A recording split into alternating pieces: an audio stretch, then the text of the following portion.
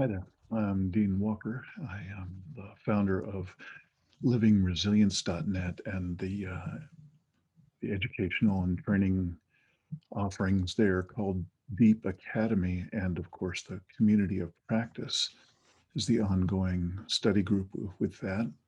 And in fact, that'll be one of the audience, one of the two audiences that this particular clip is meant to serve. And for those of you who don't know about uh, Living Resilience, Deep Academy, and these various kinds of support and resources that are offered to the collapseware community, um, welcome. You might just be a regular listener of the Poetry of Predicament podcast, which is also geared to the same audience, but usually it's quite a bit of difference between the audience of Poetry of Predicament and the audience of Deep Academy and the community of practice. So this particular clip, again, is meant to be useful, hopefully, for both. And so I'm going to do a little bit of extra context setting, a little bit of setting the scene so that you can understand how does this particular clip fit for both audiences. What I'll tell you right now is that this is an interview from a different podcast. It's an audio podcast interview, and it is from a woman named Prentis Hemphill and her podcast, Finding Our Way. It's an extraordinary podcast. We'll have all the contact details for you to be able to sign up, subscribe to her podcast. It's exquisite, and she's remarkable. And her guest is no less remarkable, Bayo Akomolafe, who is a philosopher and a public speaker and author and poet and just an extraordinary, I don't know, thought leader perhaps, um, and just an extraordinary human being. And the two of them together are magic. So we're going to get there in just a minute. First, let me tell you a little bit about why I'm posting this for two audiences. One is I want to be able to give a very different sense of orientation to this work. It could sound like to a newcomer to this work, like what I'm offering is self-regulation and self-soothing and self-care to be able to keep people being able to come back to their sense of center and get back into business as usual, life as we know it. If life comes along and knocks them off center, that this could sound like a bunch of skills that one can learn to self-regulate and be able to return oneself back to center and basically get back to work, get going, and do what one needs to do. Well, that is true for some people at one end of the spectrum of how to how to face these times. For instance, the average person facing this year that has just passed of COVID, the common mantra was, "When can we get back to normal? Back to normal."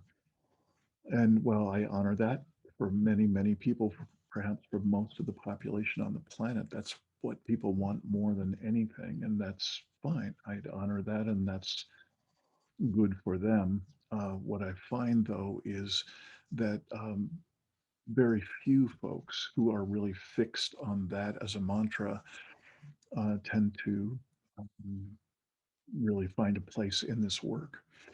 For the most part, these are the people who really engage with Living Resilience Deep Academy, with the community of practice, is it's a population of folks who are clear that what got us into the predicaments that we're facing around the world are, in fact, caused by the business as usual civilizational attributes that we call normal, the thing that most of us are hollering to get back at and committed to getting back to are in fact the things that are driving us to what is often called the sixth mass extinction.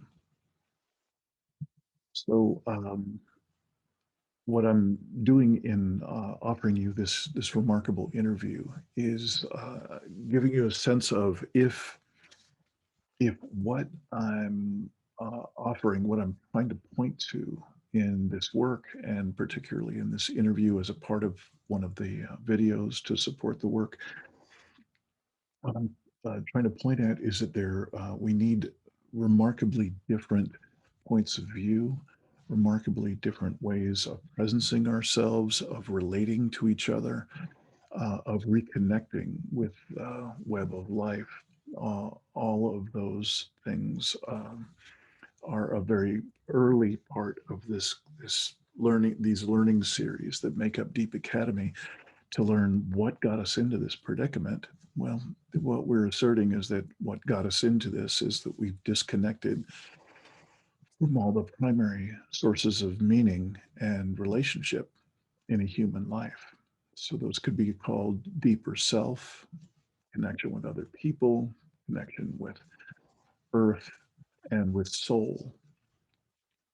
So, what I can say is I literally had my jaw dropped when I listened to this interview from both the host of the interview, again, Prentis Hemphill, uh, from her Finding Our Way podcast, and her guest, Bayo Akomolafe. I probably said just about as much as I needed to. I hope you enjoy this, and I hope you'll keep approaching it with a warm curiosity. There are some really unusual uh, suggestions that Bio comes up with that I just so deeply appreciate. I so resonate. I say them differently, but it's the same language, and um, it's so affirming to hear his take on it, how he describes and frames these other ways of leaning into this world, uh, leaning into the the really the things that most terrify us as a business as usual global culture, like letting go, like leaning into mystery or leaning into magic, when what we're trying to hold on to is the form, the rigid form of our business as usual world, trying to return to a time and a place and a way of engaging with business as usual as if it is the only way to live in this world, which is the really the level of rigidity that I certainly experience us being cemented into from birth. So it's quite a process to be able to loosen that grip, to loosen that cement-like fixation. And Bio uh, tends to be kind of a magician in how he softens that grip. Um, so I hope you enjoy and get a sense of how this is not at all a body of work committed to self-soothing and self-care in the name of returning back to the business as usual normal. This is, in fact, an invitation to explore the mystery, to explore what Bayo often calls in this interview the magical. And it's extraordinary. So thank you for joining us for this particular video clip, which is again just one of many clips that in one of the learning series in this Deep Academy community of practice set of support and resources that have been curated for the collapse aware community around the world. Um, Look forward to seeing you perhaps in one of our courses coming up soon.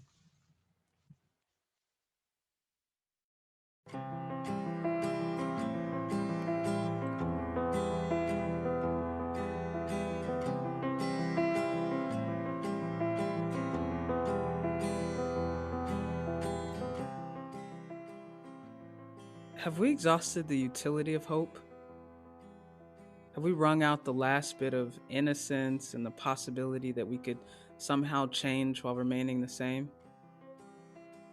Is there maybe a maturing, a reciprocity, and maybe even still wonder that's available to us when we leave behind the kind of hoping and efforting we've clung to for so long? We are coming down to earth. We will not arrive intact. These words come from our guest today, Dr. Bayo Akomolafe. He's a professor, a poet, a philosopher, and he's the author of These Wilds Beyond Our Fences. Bayo turns concepts that seem safe on their sides. He doesn't let us settle in comfortable places. And when I speak with him, the question that I think so many of us hold dear in activism or organizing, the question of how do we win, is temporarily or maybe forever replaced with the question of how do we live? I found this conversation so challenging and so invigorating, and I hope that you enjoy it too.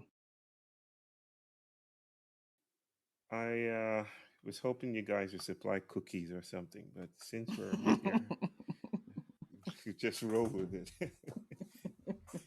I was Next time, promised. post pandemic. Okay, let's make it work. I feel so excited today to be in conversation with Bayo Akomolafe. Bayo, I've been really inspired by your work, really touched by your work, and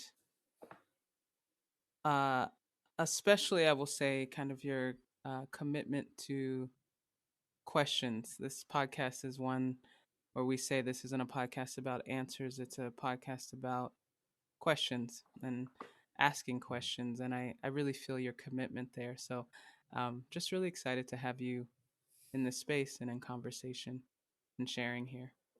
I'm very lucky to have been found by your questionings, by your inquiry. I'm really grateful to be here and to be in touch with you, Prentice. Thank you. Yeah, I do feel like it's inquiry that had me find you in a way. I actually don't know how I found you, but as soon as I found your work, I thought, oh, wow, there's someone else that is guided by questions. Do you feel that way? Does that resonate for you? Yeah, yeah. I've been losing my way for some time, straying away from the confidence of ready-made answers, and it could get very lonely. And so when you run into someone who is also like, but what if we think about it this way, though? It feels very, very energizing, very enchanting. So I do feel the space of inquiry. I think there's probably nothing more enchanting in on a ruined planet in the Anthropocene, like carving out a sacred space of sitting down together and following where questions might lead. Absolutely. We usually start this space with a question. I ask each of the guests to kind of describe where we are right now from their perspective. What vistas do you see? What opportunities? How would you name this moment? Yeah, I really wanted to ask you that. And I want to ask you that with a very, I guess, a wide we, like where we are, knowing that you Yeah. Uh-huh. live in India, where there's a lot of distance between us. So Mhm. perhaps a wide we or whatever we kind of resonates for you. Where would you say that we are right now? My elders say if you want to find your way, you must be willing to become lost. You must be willing to lose your way in order to find it. That sounds like poetic nonsense. And yet, there, there's um, there's something there's something rich about that description and its appropriateness for um, white modernity and and the um, and the dynamics of our present globalizing civilization. I think we are I think we are We're experiencing the toxicity of being found, fully owned, fully categorized, fully in place, if you will. And there's something ironic about modernity and how it frames place. It frames place by naming it forcefully, sometimes with violence, by insisting on the agency of the human, the individual. Um, and the irony there is, in a sense, when you name something so forcefully, something slips away, something eases away. What eases away? What steals away? Our relationships with each other, with the earth, a sense of humility. The whiff of an idea that we are entangled with the planet is lost in the city. I guess this is the time. You see, when a shaman, a Yoruba shaman, I'm Yoruba from Nigeria, where my brothers and sisters across the Atlantic were taken, many of them. When a shaman or a healer or a babalawo notices that healing, that the person's health is entangled with the person's sickness, he cuts the body open. I think we need cracks and openings. We are addicted to the highway. The highway is leading to nowhere interesting, but that's all modernity can offer us. And now we need to get lost in order to find a new way, a different way. So, yes, Prentice, I feel where we are is we are living in the incarceration of a single way, the monolithic enterprise of the highway, and we're being invited to fall off the highway like fugitives. There's something in what you just shared that really relates to me to the political moment that I feel like we're in, or I'm in here in the US, and uh, the organizing efforts towards abolishing prisons, police. Mm. When we talk about being incarcerated, it really made a connection there for me of just how much the carceral logic, I would say, extends Yeah. beyond those walls. I wonder if you have any thoughts there, and then I want to ask you about kind of this your take on activism also. Well, I've been writing a lot about the nation state. Definitely not the hundredth or the 1,000th to to speak about the carcerality of the nation state and how it produces citizenry. Its material is citizenry. Its focus is citizenry.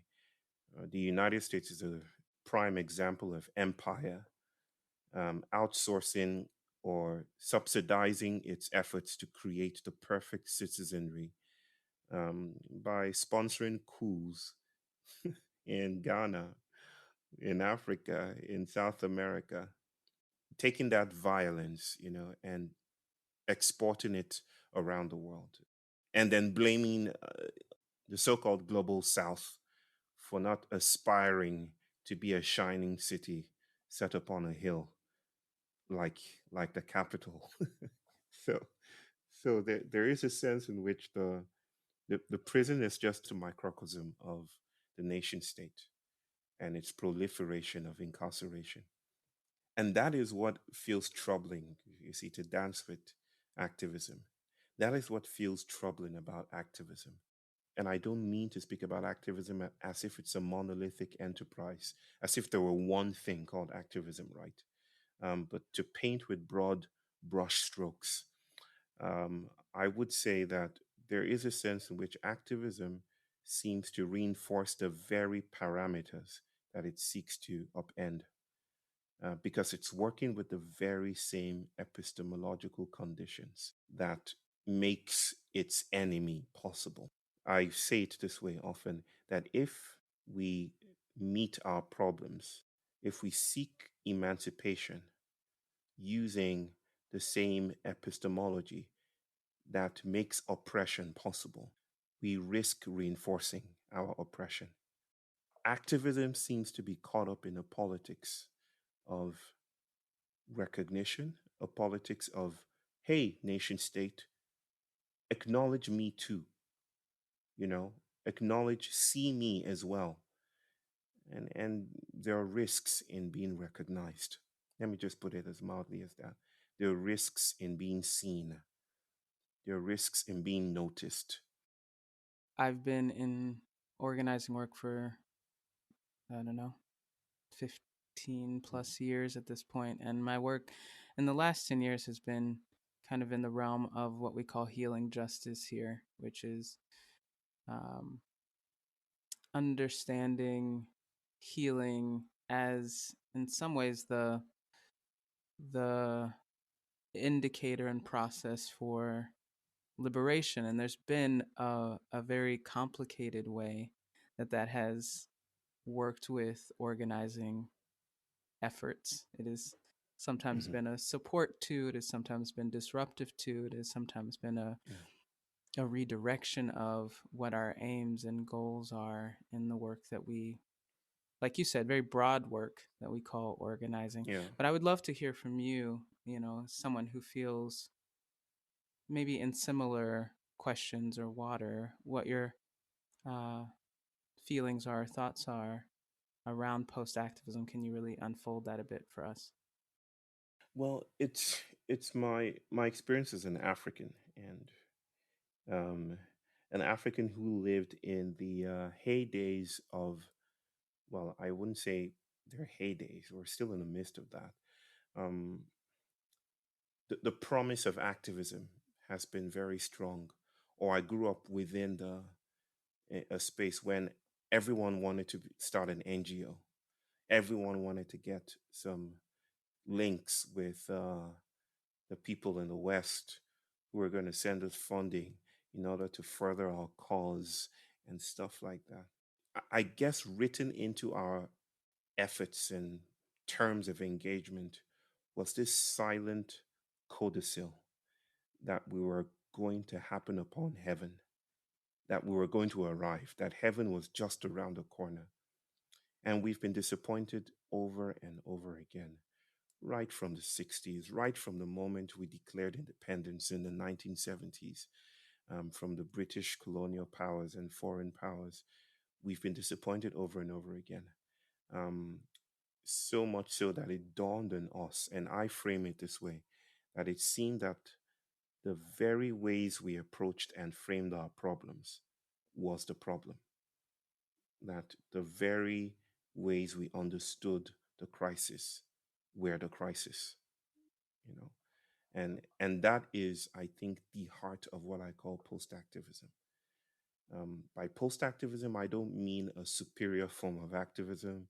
I don't mean activism is done here, guys, is a new spiritual space where there are no problems, there are only solutions, nothing like that. It's not bypassing or spiritualizing or making overly ambiguous the terms of our troubles, right? It's none of that.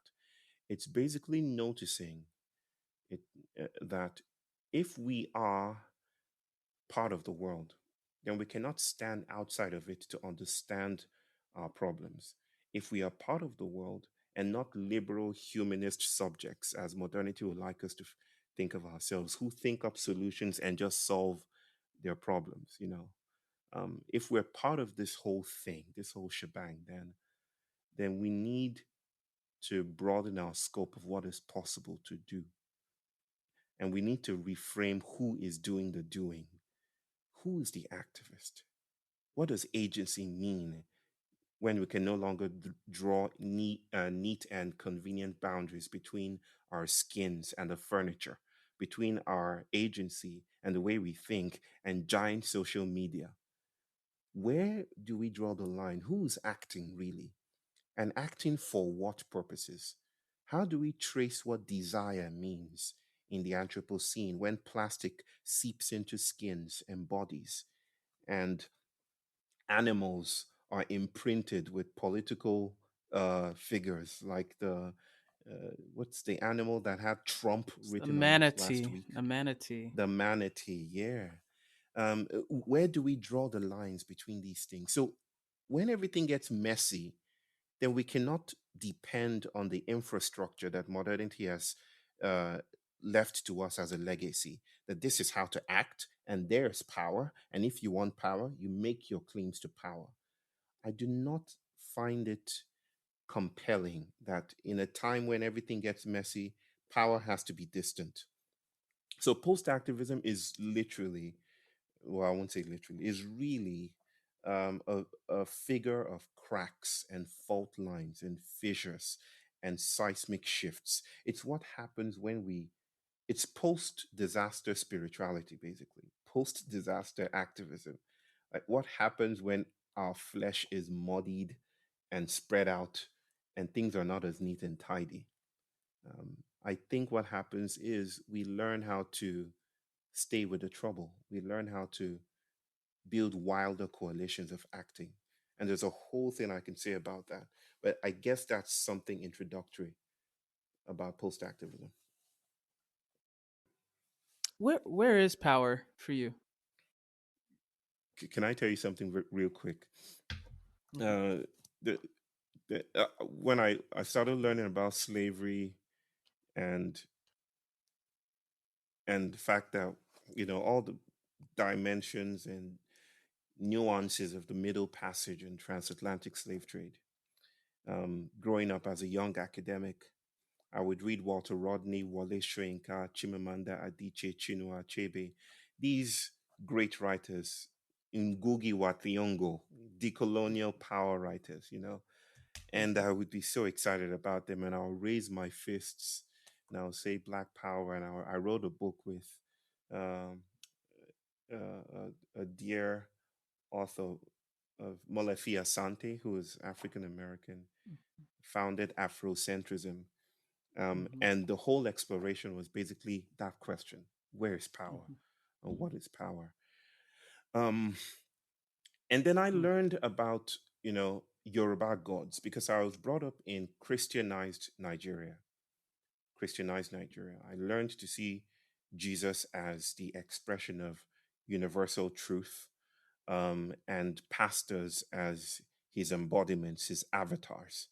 And I learned to see Yoruba gods, Orishas, Shango, Eshu, Oya, all of them as demonic entities, things Right. to be done away with.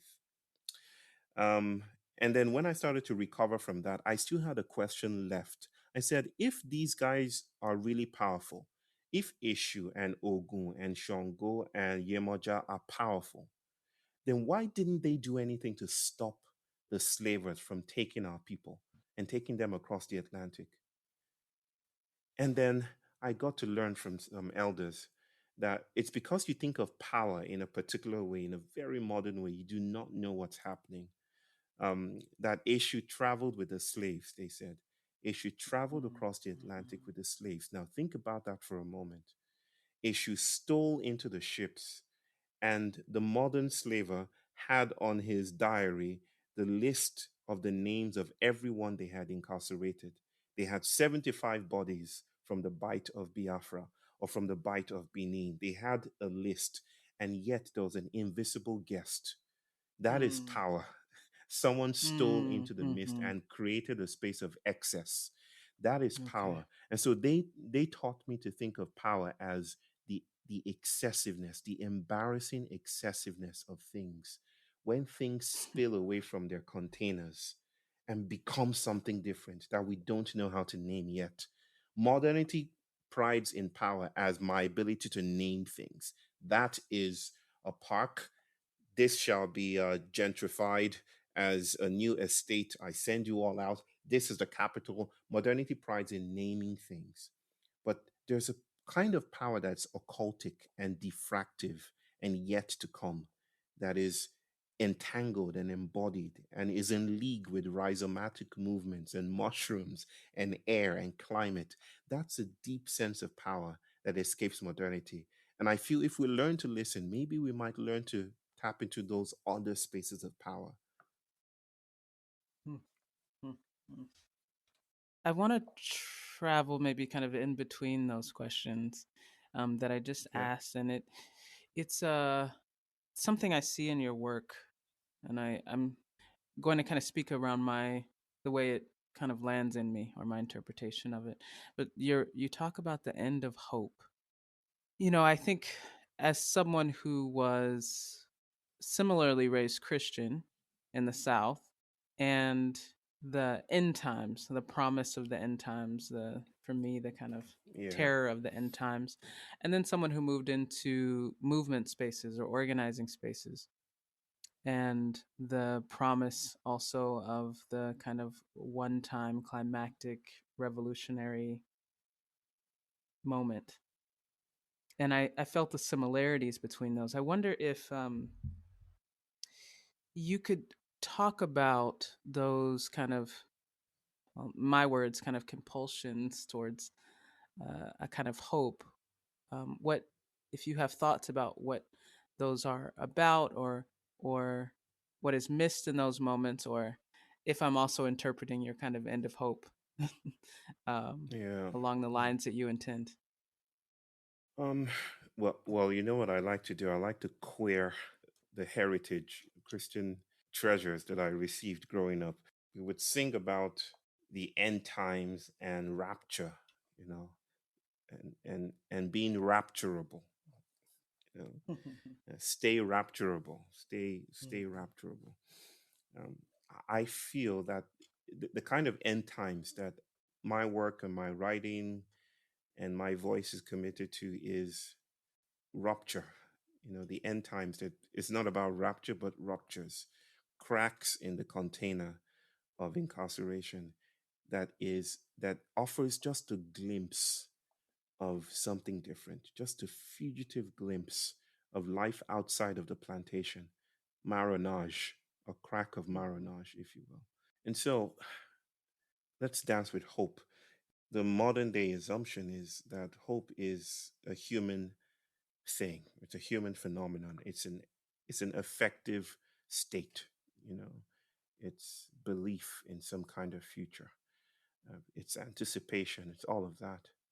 I see hope, um, and again, not categorically, but the one that is quite functionally present in my navigation of today is hope as a colonial entity, hope as a colonial territory.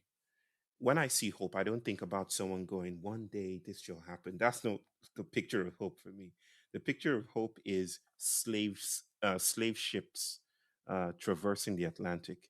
It's it's um, it's basically a scientist in a laboratory insisting that black bodies are an ontological wrong below white bodies.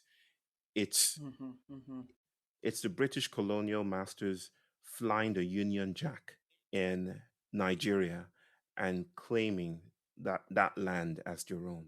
There is a sense of hope that is the promise. Let me think of it as the territorial promise of unending continuity that is mm-hmm, mm-hmm. premised on human agency. That is all we need to do is keep going forward. So when I think of hope, I think of Winston Churchill showing the victory sign, never, never, never give up. I think of war. I think of hope as a territorial present, as a terrestrial present.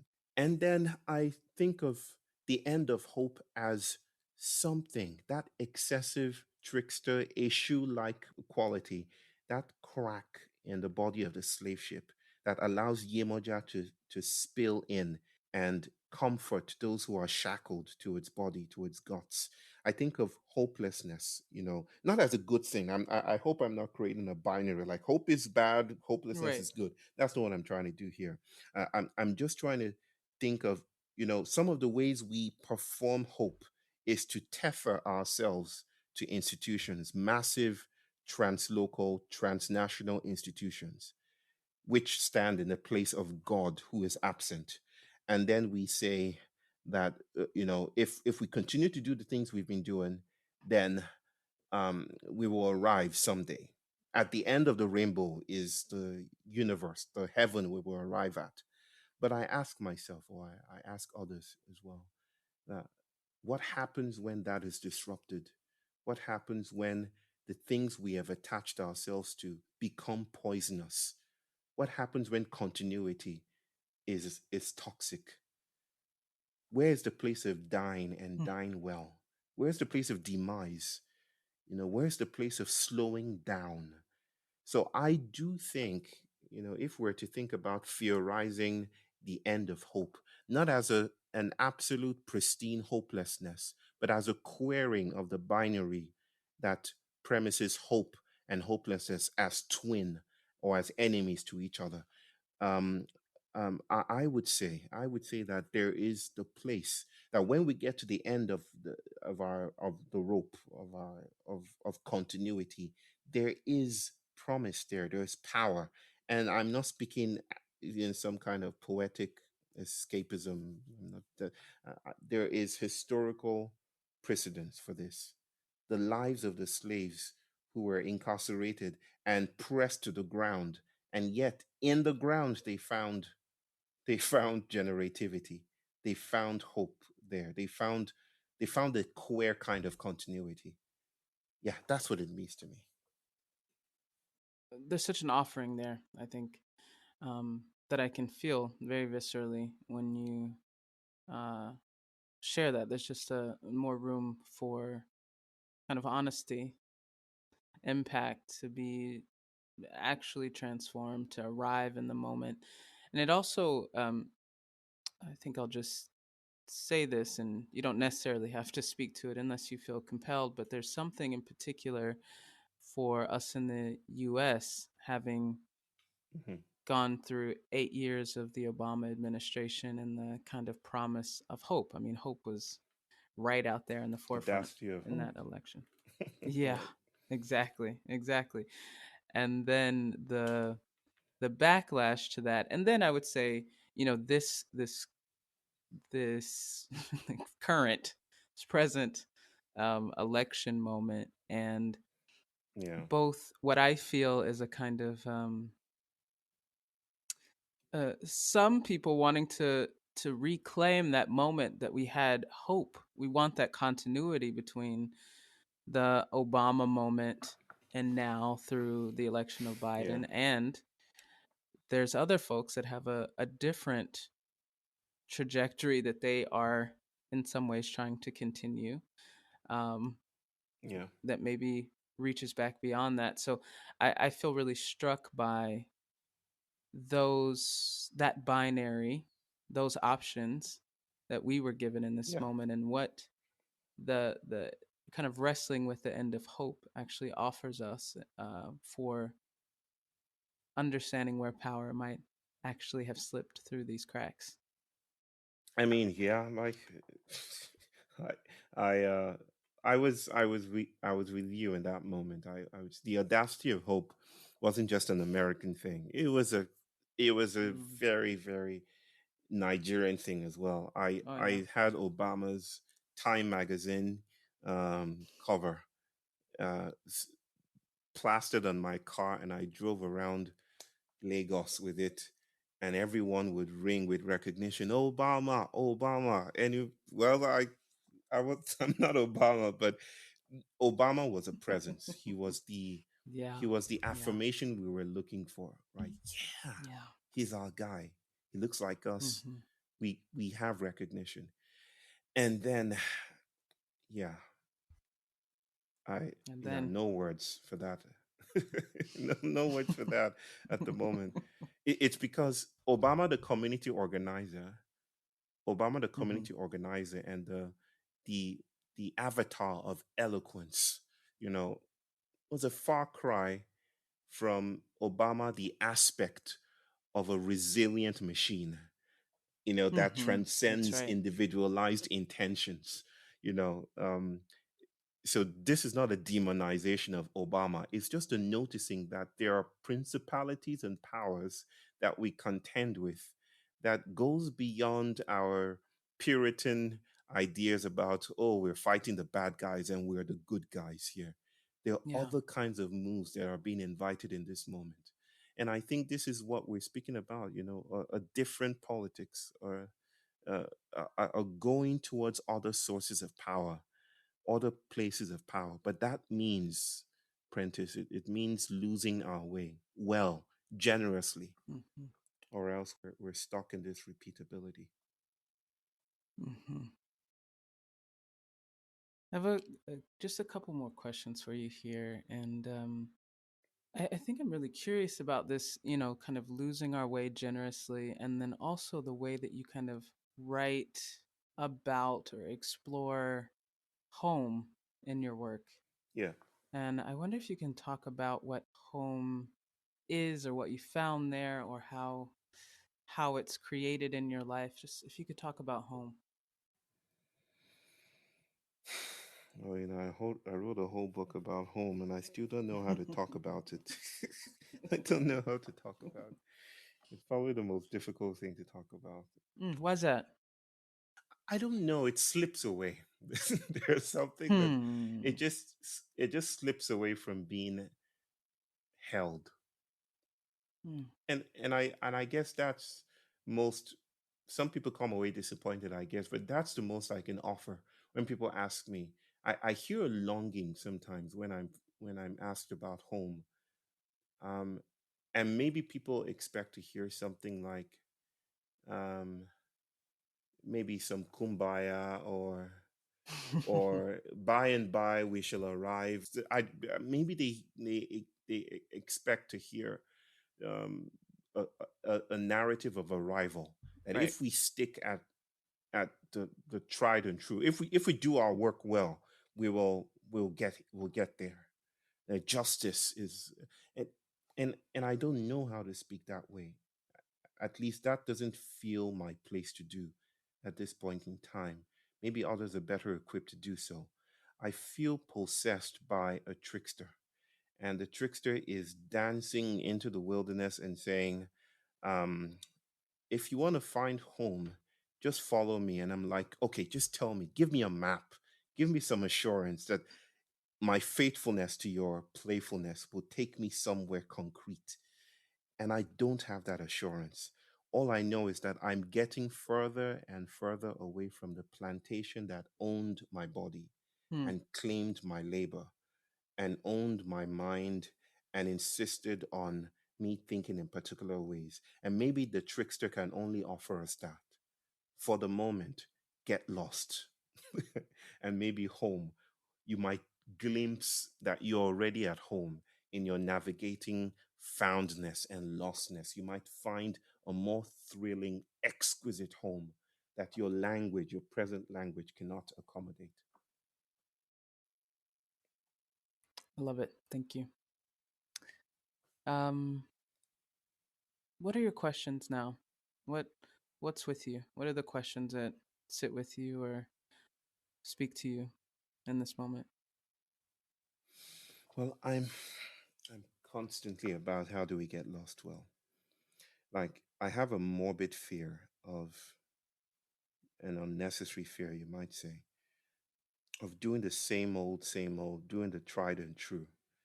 It's almost obsessive, of writing the same way, or thinking the same way, um, or doing something that is, and I know there's irony here, because often when we take a road to avoid a certain outcome, we end up, reinforcing that outcome, like I've said. Um, my question is, or my questions might be readily themed, or named as this quest inquiry about how to lose one's way, how to meet the world in a way that allows the world to meet us in return.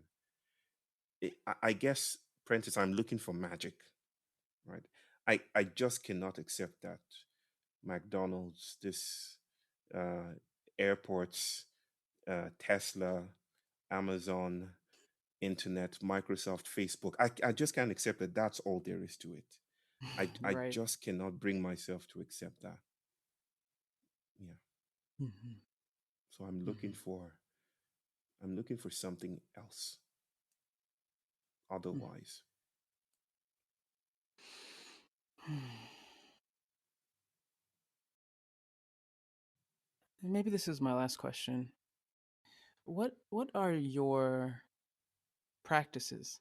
What are your practices for encountering wonder or finding wonder or embodying wonder? Like what are your practices? What does it look like in your day?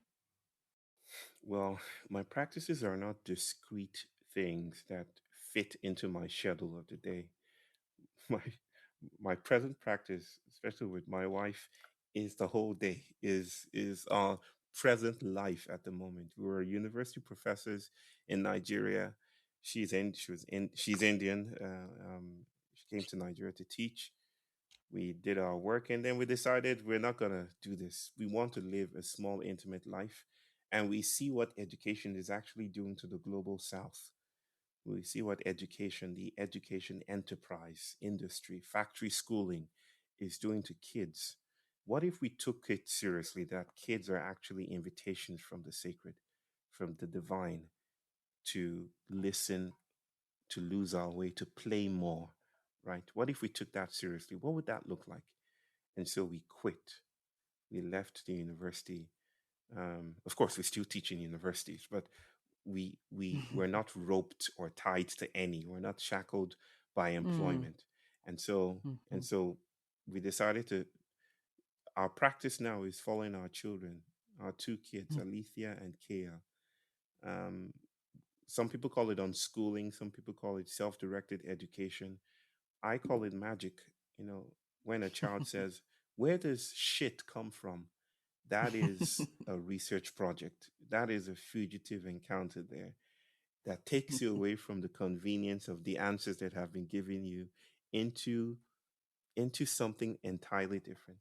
And so that's what we do. That's what we do with our journals, with our circles when we gather in the morning, and the questions we have for the day, and then we explore together. That's end time research inquiry. Where does shit come from? Like my daughter asked when she was 3 years old. You know, yeah. That's so fun. Bayo, I want to thank you for this journey, this conversation. I feel like I've gone many places and some places I hadn't quite visited before. So I want to just thank you for taking the time to be with us here. I'm grateful. My pleasure. My pleasure. My pleasure. Thank you so much. Finding Our Way is co-produced and edited by Eddie Hemphill, co-production and visual design by Devin Delania. Please make sure to rate, subscribe, and review wherever it is that you listen to this podcast. You can also find us on Instagram at Finding Our Way Podcast, or email us with questions, suggestions, or feedback at findingourwaypod@gmail.com. You can also help sustain the podcast by becoming one of our Patreon subscribers. You can find us on Patreon at Finding Our Way Podcast. Thank you for listening to Finding Our Way.